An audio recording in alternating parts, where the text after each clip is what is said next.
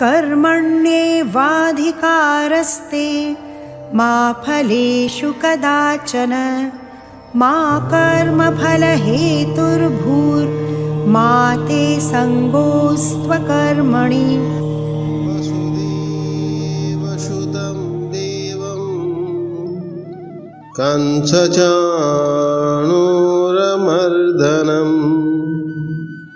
देवकी परमानन्दं कृष्णं वन्दे जगद्गुरुं कृष्णं वन्दे जगद्गुरुं। समस्त को जय श्री कृष्ण। श्रीमद् भगवत गीता नवम अध्याय श्लोक संख्या 11 एवं 12। ॐ कैलासे कमनीयरत्नखचिते कल्पद्रुमूले स्थितं कर्पूरस्फटिकेन्दुसुन्दरतनुं कात्यायनी सेवितं गङ्गातुङ्गतरङ्गरञ्जितजटाभारं कृपासागरं कण्ठालङ्कृतशेषभूषणमजं मृत्युञ्जयं भावये। आगच्छ मृत्युञ्जय चन्द्रमौलेर्व्याघ्राजिनालङ्कृतशूलपाणे स्वभक्तसंरक्षणकामधेनो प्रसीद विश्वेश्वर पार्वतीश प्रसीद विश्वेश्वर पार्वतीश। श्री परम ब्रह्म परमात्मा श्री जगत्रनाथ कालिया शांत श्री जगन्नाथ महाप्रभु का श्री चरण रे अनंत कोटि प्रणाम। और परम पूज्य समस्त संत वृंद एवं आम समस्तंकर अति प्रिय अति विद्वान आमर पंडा सारे मिश्र सारे एवं समस्त मोर भक्तजन एवं मोर भक्तिमती माँ माने समस्त को मोर हरिओम ओम नमो नारायण हरिओम। आमे श्रीमद् भगवत गीतार आमे नवम अध्याय रे आमे चिंतन मनन करुछंती। से नवम अध्याय चिंतन रे काली आमे विचार करथिले उदासीन वत आसीनम एमती शब्द थिला। सेठी लेखा जायछि उदासीन वदासीन एमती लेखा जायछि। सेठी उदासीन वत आसीन उदासीन भली आमे रहिबा। कौन कौन सेठी कहते उदासीन वत आसीनम असक्तम एमती अनासक्त भाव रे रुह उदासीन भली रुह एमती आसीनम आसीनम माने सेई परी रुह उदासीन भली अनासक्त भली एमती आमे रुह। जदि एमती आमे रहुछंती ताहले आमको बांधी कर्म आमको बांधी पारिबो नाही। कर्माणि कर्म आमको न निबध्नन्ति। निबध्नन्ति अर्थ कौन हम से न निबध्नन्ति तक आम बांधी पार। जदि आमे संसार रे उदासीन परी रहु नाहंती ताहले आमको कर्म बांधी दब। ये आम मानक पाई ये सब अच्छी। यदि आमे कौनसी भी गोटे वस्तु पदार्थ व्यक्ति घटना परिस्थिति जहाँ किसी नुह जदि तादेर आमे आसक्त हो जाउछंती बंधी जाउछंती ताहले तो फिर सेठू आमको दुख मिलियो। सेतिपई भगवान बहुत सहज भाव रे कहउछंती जी उदासीन परि रुह अनासक्त भाव रुह सबु किछि कर करिबा पई एठे मना करू नांती। ये सुंदर विचार ये आम मानक पई समस्त पई एको बारंबार कह जो आमे छोट छोट कार्य करुछंती सेथिरे आमे आसक्त हो जाउछंती। भगवान एते बड़ कार्य करुछंती किंतु सेथिरे अनासक्त भाव। सेहीपरि यही तो गोटे प्रेरणा नहीं जे जीवन रे जे आमे बहुत जहाँ भी आम द्वारा भगवान करूँ आम से कौन सी प्रकार आसक्ति भाव रखा अटैचमेंट जो माने पूरा टिके किसी परिस्थिति घटना घटिले आम दुखी हो जाऊँ तुरंत। तो दुखी हबार मूल कारण हूँ तार आसक्ति भाव। कर्म करवा कर्तव्य कर्म जमी आमको आम सामने कहुआ आम करवा किंतु उदासीन भली आम रहीकि कर्म करवा। आउ 10 नंबर श्लोक रे तो भगवान पूरा स्पष्ट कहीदे खोलिकी कहले देख तो दिमाग रे अच्छी तू सब करुच। भगवान कहते मया अध्यक्षेण मोर अध्यक्षता भले ही मु देखा जाऊ नहीं किंतु ये जिते भी सब संपूर्ण चराचर जगत ये सब मोरी अध्यक्षता हो। आमर संत महात्मा माने सुंदर दृष्टांत दियंती जेतेबेले प्रधानमंत्री गोटे गाँव रे विजिट हवा गोटे सहर को आसवे से समय आसवा पूर्व आपड़ देखिए सब रास्ता घाट ठीक ठाक हो नाल नर्दमा सब ठीक ठाक हो सब ठीक ठाक हो जाए सी कहूना मु जाऊँ मत सब ठीक ठाक कर से आसवा मात्र के उपस्थित मात्र के एमती बहुत बार हुए गुरुजी पाखे आम था तो तांका उपस्थित मात्रा रे ही सब लोग सब दौड़ दौड़ी सब काम करते सब निज सी कहूना तुम ये काम अध्यक्षतार से परी से जो परम सत्ता अध्यक्षतार आमर प्रकृति ये सब काम करुछि प्रकृति काम करुछि शक्ति हूँ परमात्मा किंतु एठी गोटे बहुत बड़ कथा ये कहुच्छी जे आपण एक पूरा बिल्कुल दिमाग रे स्थिर कर जी ये सब किछि परमात्मा का शक्ति रे प्रकृति रे सब कार्य होछि सेतिरे जो मु करुछि बोली एमिति भाव आनिबा नहीं। जोठी आमर छोट मोट भी टे काम करुछन आम भीतर मु करुछि मु न करथिले एमिति हे न था एमिति भाव आछि तेणु एपरि भाव आमे आनिबा नहीं। ये होछि मुख्य संदेश दिया जाउछि आम मानक उपदेश दिया जाउछि। आपण घरे भी करुछन पिला मानक पाठ पढ़ेले लिखेले घर बनैले ता भितरे आमे अहंकार को भरिक रखले मु एमिति करदेली मु एमिति करदेली मु एमिति। जड़े व्यक्ति से जन संत पाखक गला प्रणाम कला गोटे मिठाई डब्बा नहीं जाइला महाराज जी पचारे भाई कौन है मिठाई डब्बा नहीं के आस अरे गुरुजी आपण कृपारू से जो गोटे केस चलता मु केस रे जीतीगली गुरुजी बोले ठीक अच्छे हनुमान कृपा भगवान कृपा सब हो गला माने सेठी पाखरे बसु बसु 2 मिनिट जाए ना आमे माने भी सब थिलु सेठी सी तुरंत अन्य जन संगे कथबार्ता है कहला कौन है कौन आज मिठाई नहीं के आसु कहला मु आज केस गोटे जीतीगली से केसटा बहुत दिन है चलता जीतीगली अच्छा अच्छा जीतीगल आ कौन केमती जीतिलु अरे केमिति जीतिली अरे तापाई बहुत परिश्रम करिया पड़ला देखू पैसा दे ताकू पैसा दे जब मुझे एमती न करता केस जीते ही न था मैंने सब आश्चर्य है कहले सांगे सांगे गुरुजी सामने कहूला से संत सामने कहूला गुरुजी सब आपण कृपारू है आ तुरंत 2 मिनिट भी जाए नहीं कहला मु एमती कर कला वाला जड़े अच्छी आमे किसी करूना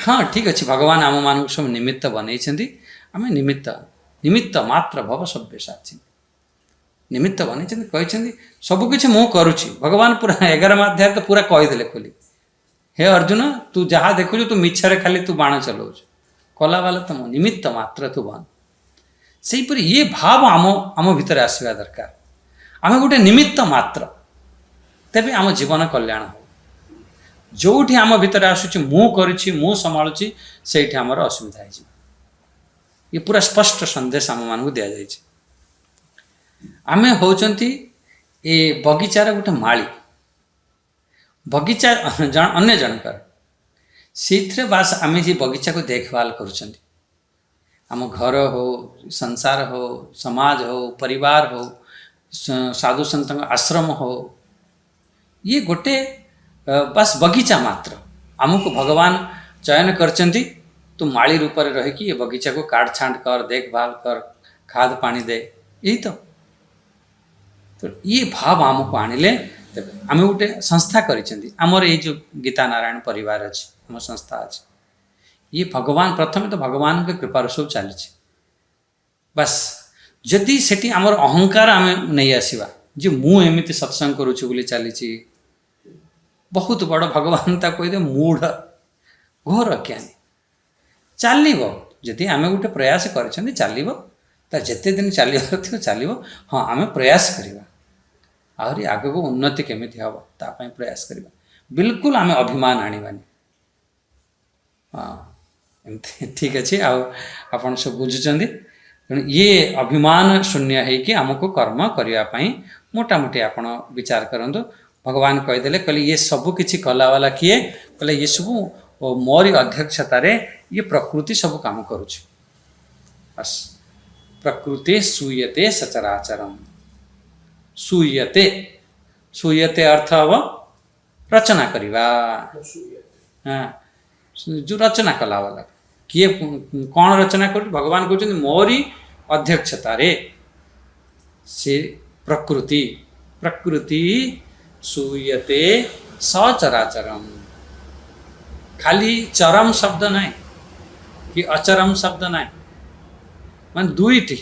ତା ମାନେ ଆମକୁ ଯାହା ଚେତନ ରୂପରେ ଦେଖାଯାଉଛି, ଯାହା ଆମକୁ ଜଡ଼ ରୂପରେ ଦେଖାଯାଉଛି, ସବୁ କିଛିର ରଚନା।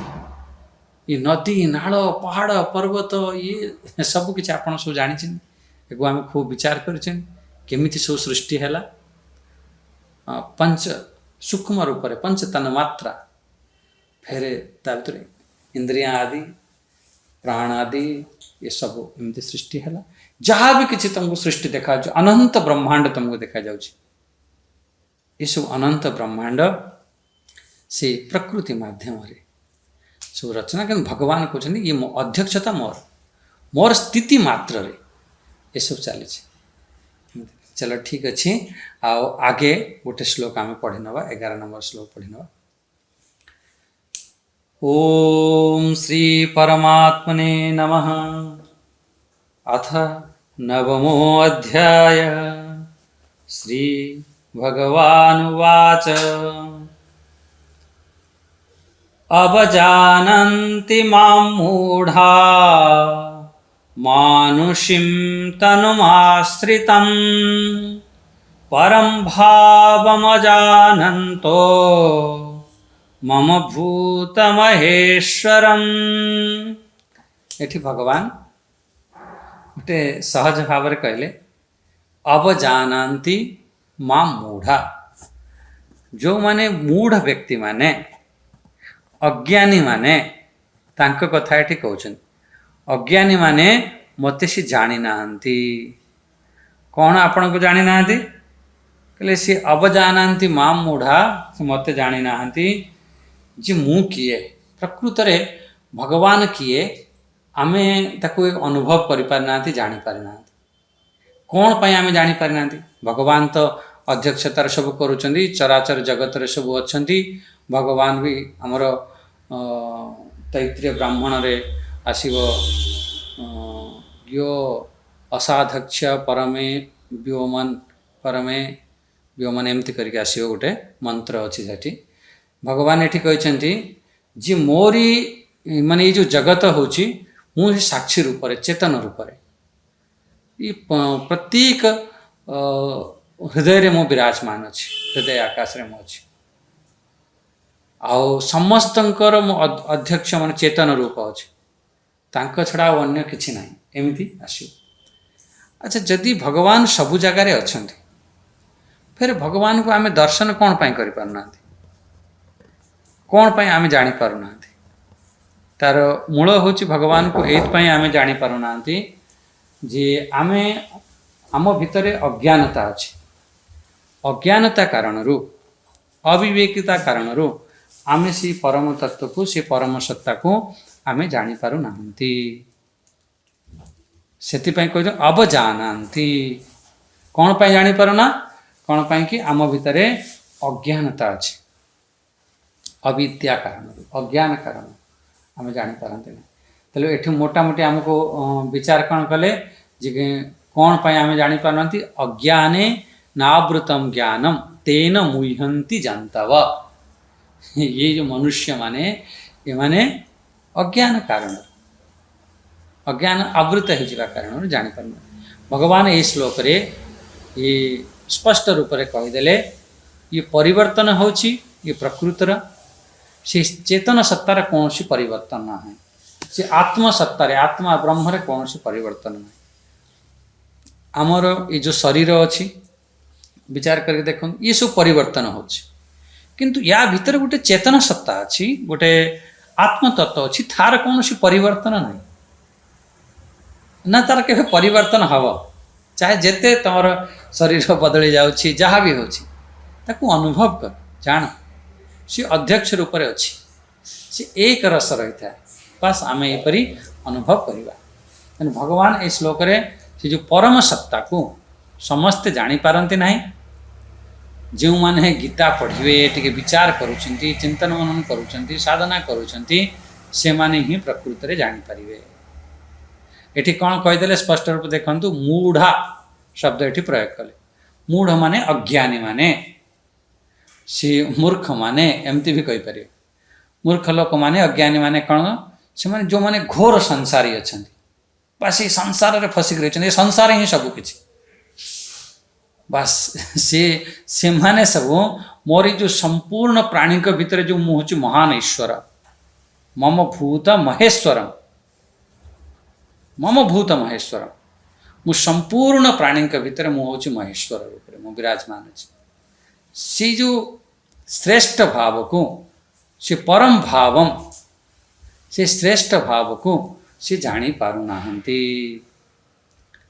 कौन मत जानुंट अरे मु तो जड़े गोटे साधारण मनुष्य भली भाविकी बस एमती बहुत बार एमती हुए अवज्ञा कर दियंती अर्जुनकर ये भाव थिला ठीक अच्छे जानी थे जे कृष्ण श्रेष्ठ अच्छा किंतु भगवान परी जल्दी स्वीकार कर पारना कहीं सांगरे खेली उठी जिते आमर अत्यधिक क्लोज हो जाती गोटे बहुत बड़ गोटे दोष आसी जाए से दोष कौन आसी जाए था ना आमे आमर व्यवहार रे आमर बहुत बड़ दोष आसता है आम भाव रे आम सोच रे बहुत बड़ दोष अरे ये तो आम सांगरे अच्छी आम सांगरे कथा हो मजाक करुच्ची भगवान सब अर्जुन को सांगे खूब मजाक करते व्यवहारिक दृष्टि रे आपणकर शला भिणी हेबे एमती अनेक अनेक संबंध सब अच्छी सी दृष्टि अर्जुन जापर देखो ये अर्जुन को माध्यम बन आम मान समस्त कहते से अर्जुन चतुर्थ अध्याय पचार देले ना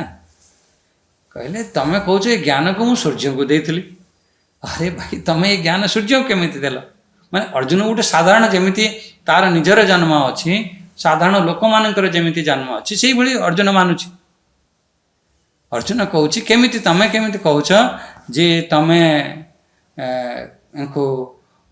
ये समस्त भूतंकर ईश्वर केमिति ये ज्ञान तुम सूर्य को देल सूर्य तो अनादि काल थे यहीपरि आम साधारण मानि नि बहुत बार अच्छा केतेक जगार एमती थाए आम साधारण मानिला परे भी भितर आमर श्रेष्ठता भाव थाए ये भी थाए अच्छा भगवान कृष्ण को गोपी माने साधारण गोटे गोप गोप गोप बालक मानुले कि तांको गोटे श्रेष्ठ मानुले एमती आमको विचार कला बेलू देखा जाउछि जे गोपी माने कृष्ण को गोटे साधारण भाविकी तांका संगरे रास करुले एमती करुले जिते भगवान से रास लीला रे अंतर्ध्यान हो जाइछन गोपी माने एक सुंदर से गीत गाइछन से गीत रे गोटे अच्छी लाइन अच्छी जहाँकि सी गोपी माने भी जानी थी प्रकृति रे कृष्ण कौन सी साधारण नुह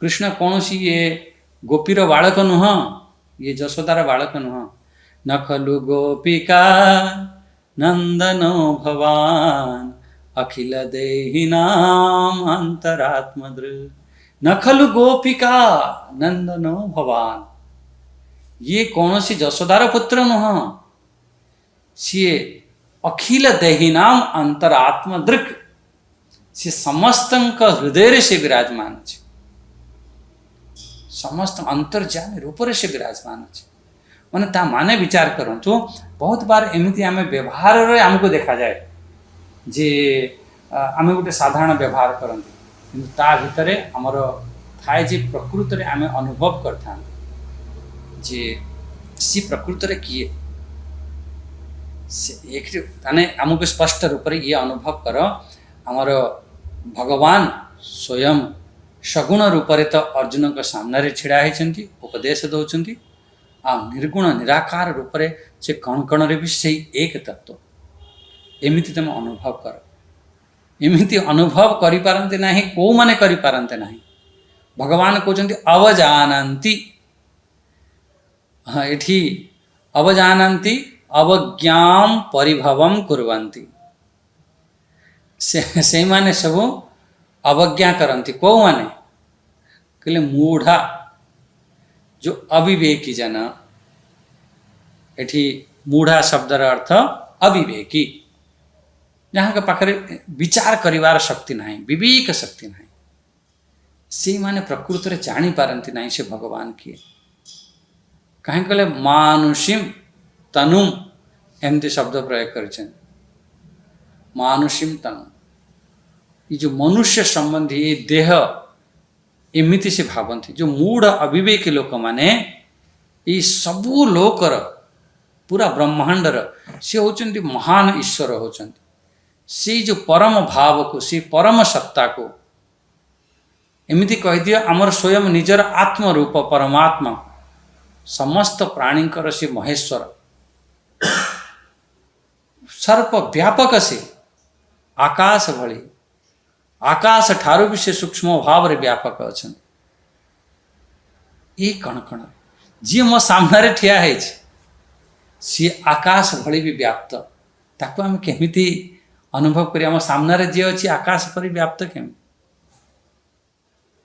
से परमात्मा को सी जानी पारे नहीं न जानिबा कारण रु मनुष्य कौन करता है सी तांको गोटे देहधारी एमिति गोटे मानि नहीं था माने से खूब खराब माने मानती तुच्छ मानती से जो परमात्मा को गोटे साधारण मानि नहीं तुच्छ मानि नहीं था मनुष्य रूप रे भगवान लीला करती से परमात्मा को आम अवज्ञा अनादर करती आदर करती नहीं आम द्वारा एमती बहुत बार हुए आम गोटे साधारण लोक एमती मानि नहीं था अरे ये तो आम भली जड़े साधारण आम एमती मानिकी आम बहुत बड़ साधु सन्त विद्वान भक्त मान को आम अवज्ञा कर दी था सारे मजाक करके अपमानित कर दी था जानी पारती नहीं तार परिणाम कौन हुए तो भयंकर परिणाम हुए आम जहाँ को गोटे साधारण मानि नौ ना अरे ये सब लोग एमती अच्छा साधारण तार परिणाम बहुत भयंकर हुए आमर श्रीमद् भागवत महापुराण गोटे कथा आसी जिते बड़े किसी साधु सन्त ऋषि माने जाई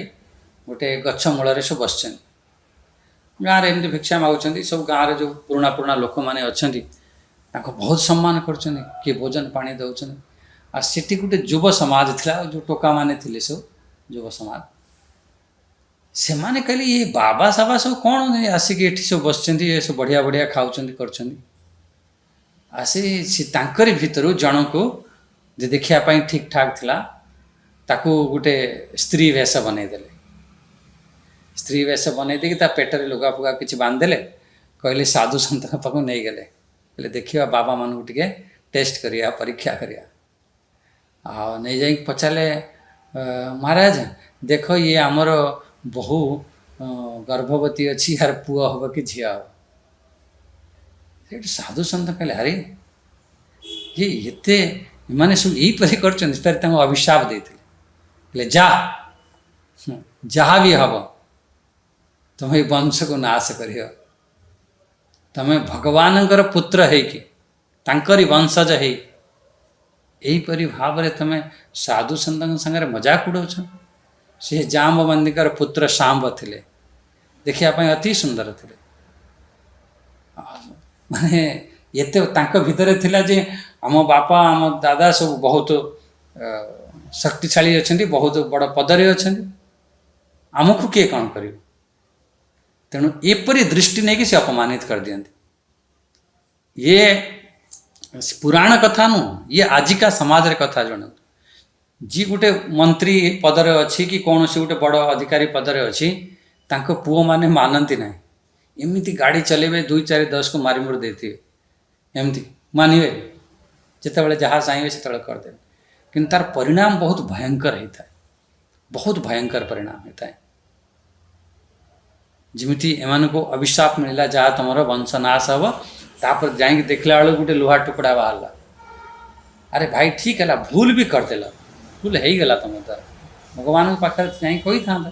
ସେ ଅକ୍ରୁରଜୀକୁ ଯାଇ କହିଲେ। ଅକ୍ରୁରଜୀ କହିଲେ ଗୋଟେ କାମ କର, 2-3 ଜଣ ପହିଲବାନଙ୍କୁ ଡାକିଲେ, କହିଲେ ଏଇ ଯେଉଁ ଲୁହା ଟୁକୁଡ଼ା ଘଷି ଘଷିକି ସବୁ ଫୋପାଡ଼ି ଦିଅ, ସବୁ ନଷ୍ଟ ହେଇଯାଉ, ଆମର କ'ଣ କରିବା।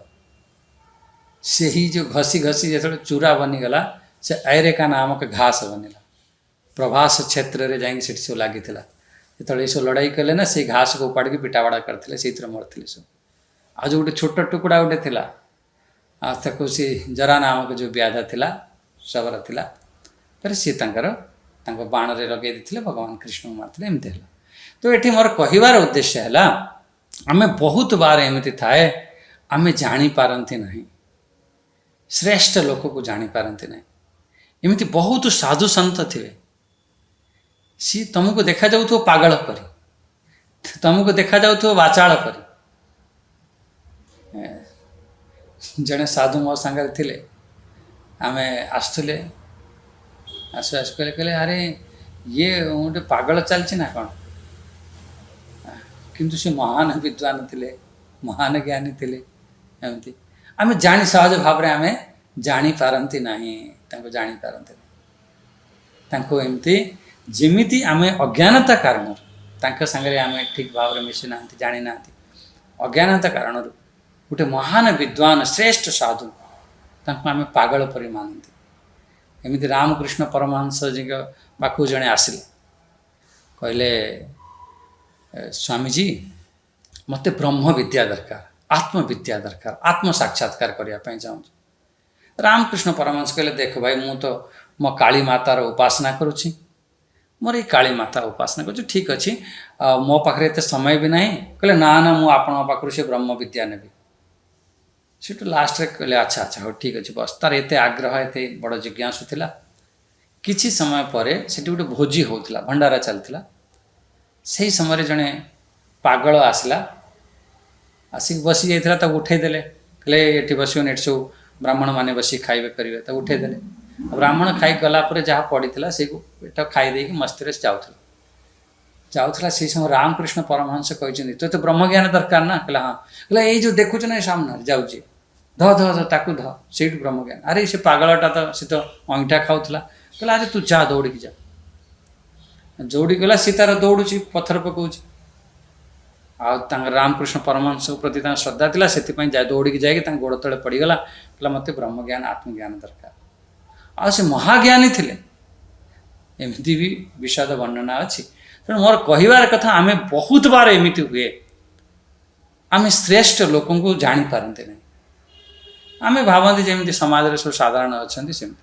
ଆଉ ସେମିତି ନ ଜାଣିକି, ସେ ପରମ ଭାବକୁ ଆମେ ନ ଜାଣିକି ତାଙ୍କୁ ଅବଜ୍ଞା କରିଦେଇଥାନ୍ତି, ଅବଜାନନ୍ତି।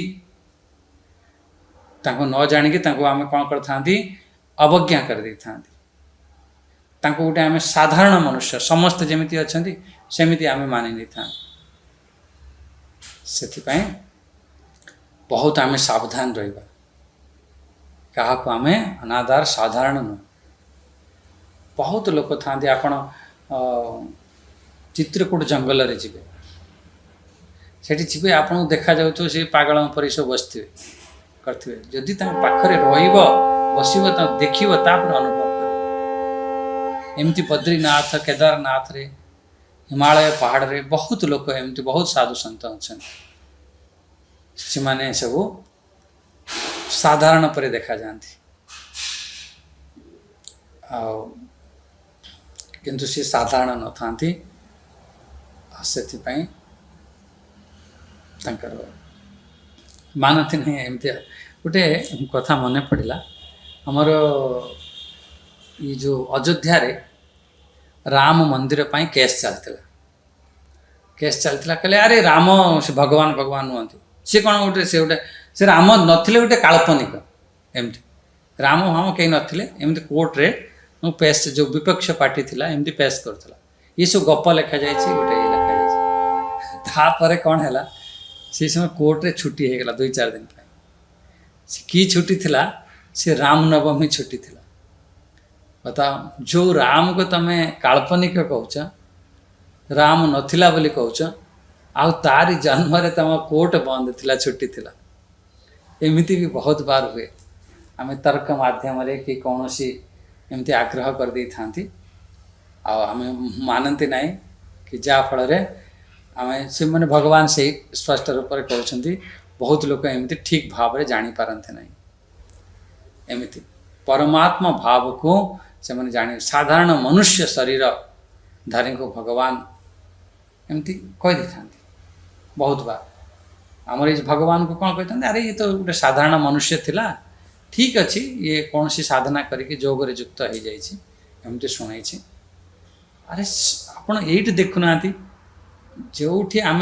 ज्ञान प्राप्त करुँच आम मनुष्य भितर सी श्रेष्ठ हो जाऊँ कि ना आम श्रेष्ठ मानुंट कि ना आ जी आमको ये गीता ज्ञान स्वयं देती सी साधारण कमी यदि आम से गीता ज्ञान को कहीकि मोर पद उच्च हो जाऊँगी मु श्रेष्ठ बनी जाऊँगी खाली बाणी को 2-4 पद एमती कहीदे टे चिंतन मनन करी कही जब मुझे श्रेष्ठ हो जाऊँगी जे स्वयं ये गीता ज्ञान को आणिक आम पाखे पहुँचे सी केमी साधारण है बस यही हूँ आमर विचार करवा दरकार देखा दरकार सी साधारण नुह से असाधारण एमती अच्छा ताहले 11 नंबर आमर श्लोक बुझीगले अवजानन्ति मां मूढ़ा मानुषीम तनुमाश्रित सी जो अज्ञानी माने मूढ़ व्यक्ति माने मूर्ख लोक से कहवा जो माने परमात्मा को न जाणी कि संसार से अच्छा परमात्मा को अवज्ञा कर दौरान आसी महान ईश्वर को से जानी पारना आ गोटे साधारण मनुष्य भावुंट एमती मानिक जो अवज्ञा कर देती से मान कथा कहते जदि आम भगवान को अवज्ञा करदेवा जदि आम न मानिबा ताहले हब कौन से कथा को ये भगवान कहते जदि तुम यहीपरी न मानुछ ताहले भगवान कौन कौन सब आमर सब नष्ट हम कौन कौन सब चली जाए आपण स्वयं विचार कर देखो भगवान केमती कही कौन कौन चली जाए अच्छा श्लोक टी पढ़तु 12 नंबर श्लोक पढ़तु ओम मोघ आशा मोघ कर्माणो मोघ ज्ञाना विचेतसः राक्षसीम आसुरीम चैव प्रकृतिम मोहिनीम श्रिताः आउ थे देखो मोघासा मोघ कर्माणो मोघ ज्ञाना विचेतस राक्षसीम आसुरीम चैव प्रकृतिम मोहिनीम श्रिताः एठी भगवान कहले देखो जदि आमे कर ये 7टी कथा टे ध्यान देव ये श्लोक ऊपर देखु 4टी कथा ऊपर देखा 3टी कथा तले देखा कौन कौन देखा ऊपर 4टी कथा तार मोघ आशा मोघ कर्म आ मोघ ज्ञान आ विचेतस ये 4टी हो अच्छा 3टी तले 3टी कथा कौन सी राक्षसी आसुरी आ मोहिनी एमती ये सब से सब आश्रित थाए से प्रकृति आश्रित था 7टी कथार 7टी कथा ये विशेष रूप से व्याख्या करा ताने मोघ आशा गोटे गोटे शब्द को ध्यान देवा एक प्रथमे पूरा से अर्थ पदार्थ जानी नियंतु से जो माने आसुरी राक्षसी मोहिनी प्रकृति को आश्रय नवा कारणरू तांका भितर अज्ञानता कारणरू अविवेकता कारणरू तांकर जिते भी सब आशा अच्छी सब नष्ट हो जिते सब शुभ कर्म कर श्रेष्ठ कर्म कर सब चली जिते सब ज्ञान अर्जन कर सब पानी कर किसी रहा कहीं ना तांकर जो भाव अच्छे ना राक्षसी भाव आसुरी भाव सी फिर ज्ञान केबे टिकी पार आम भावती बहुत पाठ पढ़ी नेले से ज्ञान टेकी ना जदि तुमर हाउ हाउ करिक राक्षसी भाव रखिबा आसुरी भाव रखिबा मन भितरे आसुरी भाव को बढ़ाइबा आसुरी भाव कौन से विचार करवा केमिति केमिति असुर राक्षस सब केमिति अन्यर अनिष्ट चाहूथे सब अनिष्ट हो जाओ तार बढ़ुवे से सही पार नथो ये सब राक्षसी आसुरी भाव सब अच्छे ता सही पारे जदि जड़े बढ़ुची तो अरे ये एते बढ़ीगला मोरी सामने आसला एमती बढ़ीगला आ सही पार केमिति तार सब अवनति हम केमिति तार नष्ट हम से कथा ता सब चिंता करूँ सी सब आम भितर एमती राक्षसी वृत्ति आसी जाए आसुरी वृत्ति आसी जाए मोहिनी वृत्ति आसी जाए प्रकृत से भगवान को जानी पारे ना प्रकृत ये संसार को जानी पारे ना केबे भी आणवेनि आपण मान ठीक अच्छी भगवान के कृपारू तार साधना तार प्रारब्ध कारण तक मिलला आमे सी बढ़ी जाऊँ आमे से कथा भाविक आम कहीं विचलित हम बहुत आम विचलित भगवान ये सब राक्षसी भाव आसुरी वृत्ति सब मोहिनी वृत्ति एमती एठी आपण विचार करंतु जे एमती आश्रय नेला वाला व्यक्ति सी तार सबु प्रकार आशा तार नष्ट हो तार समस्त जिते भी शुभ कर्म करुच्ची सब शुभ कर्म सब व्यर्थ हो तार जिते भी सब ज्ञान अच्छे ज्ञान सब नष्ट हो भगवान कहते गोटे गोटे शब्द को ध्यान दिंतु ये भगवान कहते मोघ आशा मोघ आशा माने कौन मोघ अर्थ हूँ वृथा वृथा आशा आशीषो येषाम ते मोघ आशा एमती जो वृथा आशा आमर मोघ अर्थ वृथा अच्छा जार आशा जार कामना से बनईक रखी मुझे बनब मोर एमती हम मुझे करी मुझे करी से व्यक्तिर आशा सब पानी फेरी सब आशा चली कहीं से भगवान को मानु ना ता भितर आसुरी प्रकृति आसीगला ता भितर राक्षसी प्रकृति आसीगला ता भितर मोहिनी प्रकृति आसीगला से तार आशा सब नष्ट हो देखु देखु तुम सामने आशा सब नष्ट हो मोह आशा माने जदि आम भगवान को चाहूना बासी संसार भोग सुखरे आम आशा रखी मत ये सब मिल जाओ मत ये स्वर्ग मिल जाओ मुझे करी एमती मिल जाओ सब आशा तुम नष्ट हो खाली जदि आमर आशा भोग आशा कार थाए आसुरी स्वभाव रे भोग आशा रे किमती आउर सुख भोग करी आउर सुख भोग करी भोग पदार्थ आशा कले मिल जाए किंतु जदि आम परमात्मा को आम भाव बन के रखा बहुत बार एमती अच्छी आम देखा जो आसुरी प्रकृतिर लोक मैंने आशा सब पूरा हो चाहूबे मत गोटे गाड़ी मिल जाओ मत गोटे घर मिल जाओ मत गोटे स्त्री मिल जाओ मत संपत्ति मिल जाओ धन मिल जाओ आपन लगुव से पूरा होता है किंतु से परमात्मा ठार दूर होता है जिते आम भोग रे बुड़िक रहा से आम भगवान ठार दूर हो आमर जो मुख्य आशा थिला परमार्थ प्राप्ति से आशा आमर सब चली जदि आम भीतर ये तीनोटी को छाड़बेनि राक्षसी आसुरी आ मोहिनी ये स्वभाव आसिले तुम जो परमार्थ प्राप्ति पाई जो आशा रखीच से आशा सब चली मोघ आशा मोघ कर्माणो तार सबु कर्म व्यर्थ हो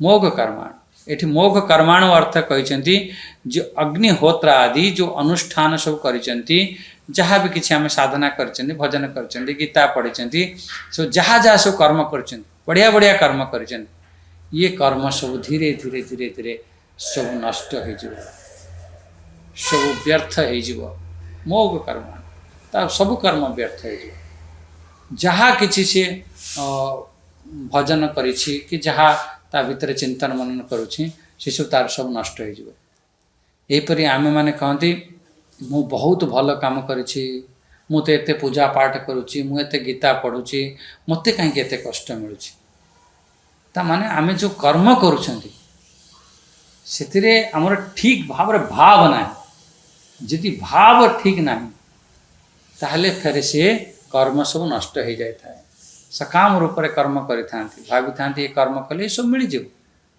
एमती भी बहुत किसी भाव था सब व्यर्थ हो जाए।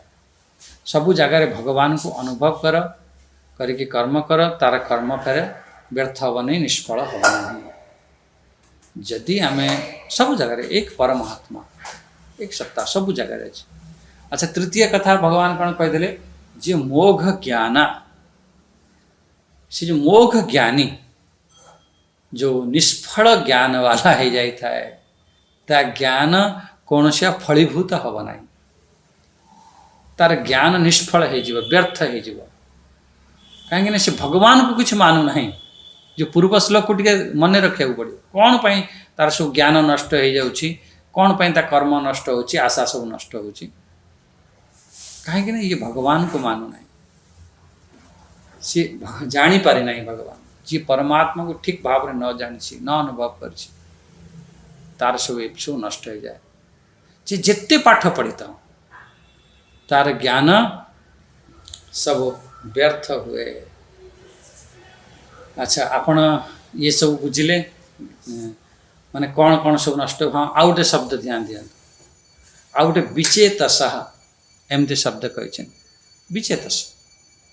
विचेतस अर्थ ये कौन देती परिभाषा, विगत विवेक च ते भवन्ति इति अभिप्रायः।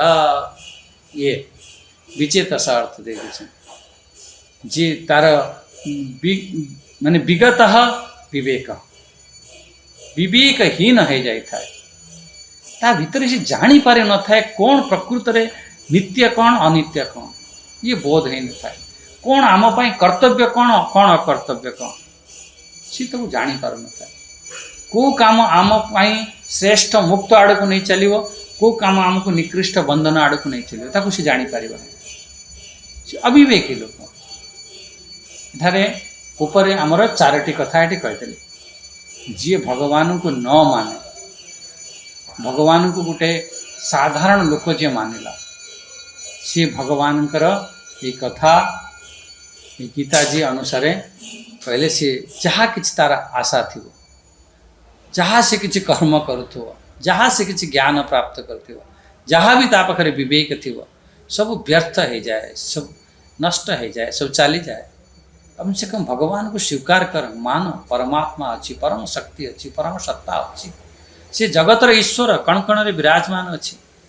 सी जितेबाला समय आसे भगवान गीतार कहते सगुण साकार रूप से भी ये आम मान पाखे आसे आसतु। से कहुला सब बेले दुई दुईटी रूप, सी अग्नि आम काठरे अच्छी किंतु देखा जाऊ ना।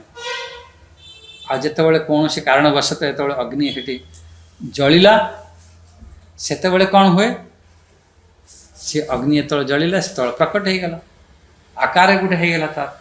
सी निराकार अवस्था भी थिला, सी आकार अवस्था भी हो जाउछि सबुथिरे। अग्नि रे नहीं निय, आकाश भी आम दृष्टांत देते काली सब खूब बुझी, किंतु सी को आम ठीक भाव में जानी पारना, तार सब मोघ हो। मोघ अर्थ कौन, व्यर्थ हो। आमर कर्ण पाखरे महाभारत रे गोटे प्रसंग आसी, जो कर्ण पाखक इंद्र आसिक कवच कुंडल सब नहीं जाइछन्ति, आते से कवच कुंडलर तेज थिला। इंद्र कहले कहले हे कर्ण, मुझे कवच कुंडल तो नहीं नेली, या बदल में कुछ दवापाई चाहूँगी। कहले अरे मु तो देला वाला, मु कौन नेबी। सेठू इंद्र कहबार अमोघ अस्त्र मिलता। अमोघ ये देखो, मोघ से अमोघ, अमोघ अर्थ हम से अस्त्र केबे व्यर्थ जीवन, केबे व्यर्थ जीवन। बस अर्जुन ये कर्ण तो कहते बस मोर तो से गोटे लक्ष्य था, से अर्जुन को मारिबार थिला, बस आउ कि दरकार नहीं, ठीक अच्छे मुझे संभालने ता यही विचार थिला। अमोघ अस्त्र को मुझे चलईदेवी, अर्जुन को मारदेवी, जितेबाला अर्जुन आमना सामना हो। भगवान महाभारत युद्ध रे जेपर्यंत से अस्त्र कर्ण पाखरे थिला, केबे भगवान कर्ण को सामना को अर्जुन को आनी ना, से जानी से अमोघ अस्त्र चले दो। तापर फेर आपण मैंने सब जानी से घटोत्कच आसला, से लास्ट दुर्योधन कहबार से अमोघ अस्त्र ता ऊपर चलई देथिले। एमती सब फेर भगवान से हसी थे।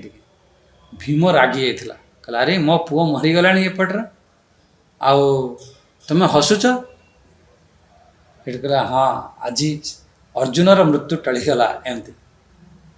ତ ମୋର ଏଠି କହିବାର କଥା ଅମୋଘ ମାନେ କେବେ ତାର ବ୍ୟର୍ଥ ଯିବ ନାହିଁ ଏମିତିକା ମାନେ ଅସ୍ତ୍ର ଅମୋଘ ଅସ୍ତ୍ର କ'ଣ ତା ଲକ୍ଷ୍ୟରେ ଯାଇକି ପହଞ୍ଚିବ କେବେ ବ୍ୟର୍ଥ ହେବନି। ଆଚ୍ଛା ମୋଘ ଅର୍ଥ ସବୁ ବ୍ୟର୍ଥ ହେଇଯାଏ ତାହେଲେ କ୍ଲିଅର ହେଇଗଲା ମୋଘ ଅର୍ଥ କ'ଣ? ମୋଘ ଆଶା ମୋଘ କର୍ମାଣୁ ମୋଘ ଜ୍ଞାନ ବିଚେତସା ଚାରିଟା ଜିନିଷ ତାର ଚାଲି ଯାଇଥାଏ। ଆଉ ଇଏ ଦୁଇଟି ଆମେ ଚିନ୍ତନ କଲେ ତ ଏହିପରି ଭାବରେ ଆମ ଏଇ ଚିନ୍ତନ ଦେଖିବା ଦୁଇଟି ଶ୍ଲୋକ ଆମେ ବିଚାର କଲେ। ହଁ ମୁଁ ଆଜି ସମୟ ଦେଖୁନଥିଲି। ତାହେଲେ ଆମେ ଏଇ ଶ୍ଲୋକ ଚିନ୍ତନ କରିକି ଆମେ ଇଏ ବିଚାର କଲେ ଯେ କୌଣସି ପ୍ରକାର ଆମର ଆଶା ଆମର ଯଦି ଆମେ ଭଗବାନଙ୍କୁ ନ ମାନୁଛନ୍ତି ତାହେଲେ ଇଏ ସବୁ ନଷ୍ଟ ହେଇଯିବ।